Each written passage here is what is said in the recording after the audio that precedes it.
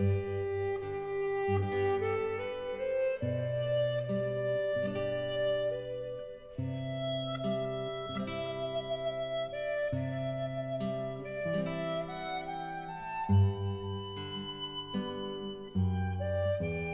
old state capitol, all lit up on the eve of Abraham Lincoln's bicentennial birthday. You can take pictures, no flash, no lights. The Lincoln Museum in downtown Springfield will stay open all night tonight. It's a chance for people from all over the country and the world to see firsthand Lincoln's most famous works: the Gettysburg Address, the Emancipation Proclamation, and the 13th Amendment. These are the three great documents in Lincoln's hand. It is the first time that they have ever been on display together. We are so lucky to have this, and we kind of take it for granted. There's so many millions of people that come just for this, so it's very exciting. Abe and Mary Todd Lincoln impersonators are here too. You're going to find out that all folks are created equal. That's what I want you to learn from today, okay? I think I'll learn that. All right. And they can't wait to meet President Obama tomorrow. I hope to have an audience with the new president because I'd like to thank him for everything he's done in memory of me. There are so many fans of Mr. Lincoln and his work and his writing, and to have another tall, lanky lawyer from Illinois in the White House is, in my opinion, it's just what we need right now. And a big birthday is just what Springfield needs right now. We feel so passionate about him here in the Springfield area, and he was a neighbor and a friend, and many of the descendants of his colleagues and friends are still in Springfield. This community organizer from Chicago brought together a group of students to make sure they witnessed history. Well, I think it's important when you put it in perspective with the history in terms of the 44th president being a black man, Barack Obama. And I think it helps give the children some greater perspective. I've enjoyed looking at the pictures of what Abraham Lincoln did and the statues of what he did too. And I admire Barack Obama for everything he's done. Allison, I saw that little boy. I know that, a lot of kids are out of school because of President's Weekend or President's Day. Are there a whole bunch of kids down there? There are quite a few kids, Micah, and I got a chance to watch them from the other side of the documents as they stared inside the glass, and they were just mesmerized, as their parents said, this is history and this is so precious. Just looking at documents had kids captivated, and I think that says a lot about what's going on here. Very special place. Allison Payne, thank you.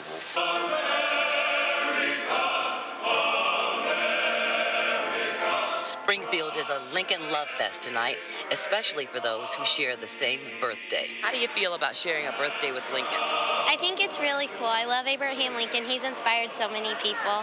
I just love him. Doesn't it make you feel a little more special because you're born on the same day? Yeah, me too.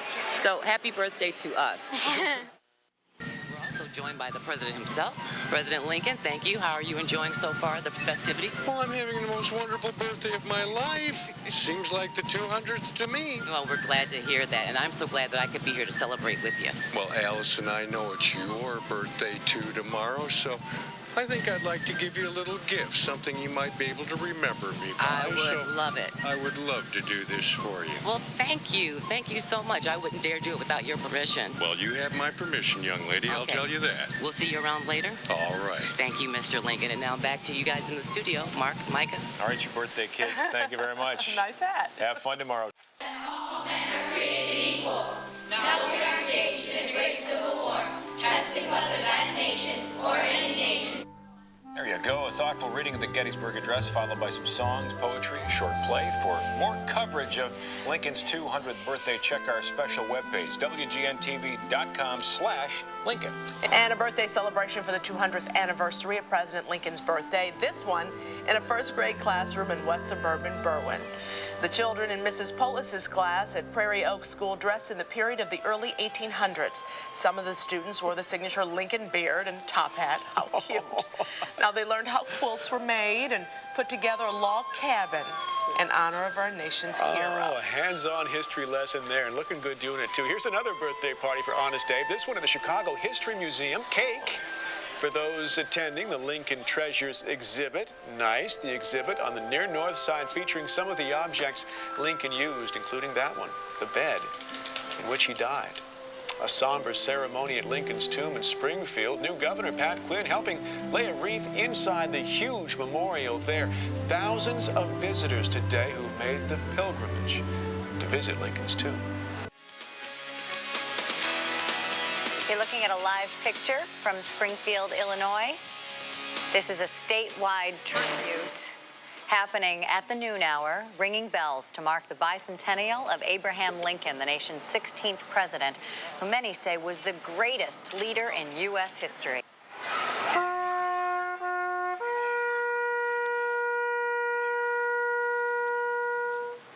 A solemn wreath-laying ceremony at Ford Theater in Washington, where the 16th president was shot and killed. And just a short time ago, President Obama led a celebration inside the Capitol.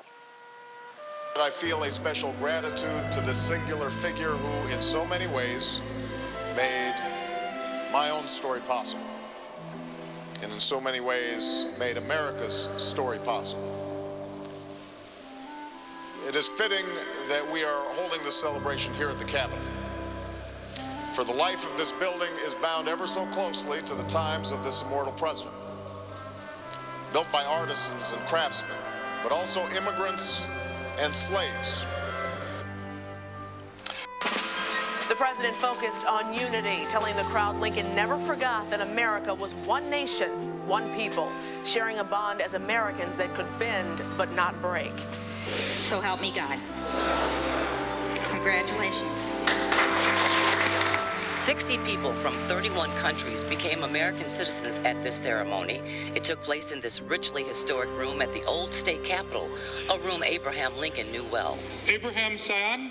Among those taking the oath, a man named Abraham. Very good, thanks for coming. Earlier today, we joined thousands of others viewing the extensive collection of Lincoln artifacts housed at the downtown museum. Was it that led this man to give his last full measure of devotion so that our nation might endure? President Barack Obama in Springfield tonight honoring another president from Illinois, Abraham Lincoln. It's the 200th anniversary of his birth.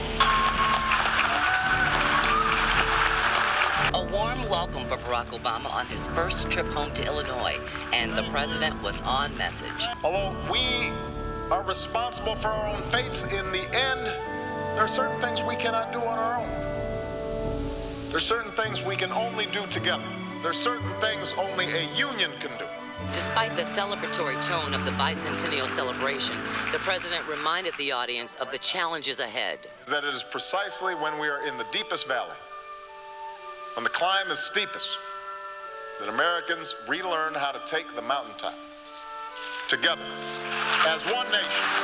Conceived in liberty and dedicated to the proposition that all men are created equal. Lincoln's bicentennial birthday began with the Gettysburg Address, all 10 sentences read in unison by hundreds who gathered at the museum. And that government of the people, by the people, for the people. Lincoln impersonator Michael Krebs and Governor Pat Quinn read from an original copy. I think Abraham Lincoln lives forever, and I think the American president who is most admired around the world is Abraham Lincoln. This presidential library and museum is just so special. I invite the people of Illinois and the people of America, people of planet Earth, to come here. It defines what we believe freedom to be. And it's an expansive view, an inclusive view. And that's an important lesson that we can't forget. The Lincoln penny, 100 years old today. It's getting a facelift, though. Now, the head side will stay the same. You'll see some changes on the tail side. The first design shows a log cabin representing the one-room home in which Abe Lincoln was born in Kentucky. Now, the other pennies will be released throughout the year. They show the historic president speaking in front of the Illinois State House, and finally, the unfinished Capitol Dome.